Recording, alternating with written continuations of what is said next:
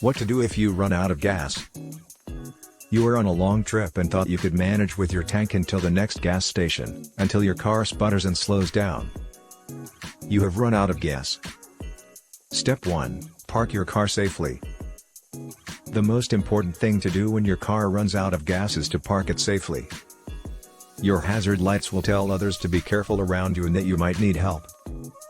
Do not try to make it a little further, you only risk getting your car stalled in the middle of the road. This will help your towing or other safety services reach you. If you have a roadside assistance program membership, now is a good time to use it.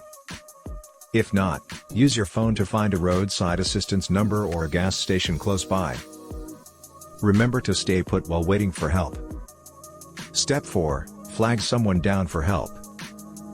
If for any reason you cannot use roadside assistance or your phone, you have to flag someone down for help. Your hazard should attract enough attention, but you can also stand outside your car, in a safe place, and wave your arms to flag someone down. If you have a visibility vest in your emergency kit, now is a good time to put it on. Step 5. If all else fails, walk to a gas station. The last step you should consider, if all else fails, is walking to the closest gas station. If you do not have food and water to sustain yourself for a hike, or if you do not feel safe heading out by yourself, the safest place for you is your car. Stay there until someone stops for help. Save fuel, learn defensive driving. Saving fuel means you might have just enough to get you to the gas station when you really need it. Another way to prepare for this situation is to take a driver education course.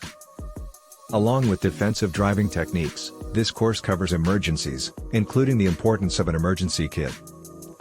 Don't wait until you are caught unaware to prepare for emergencies on the road. Thanks for watching. Take your driver education course today.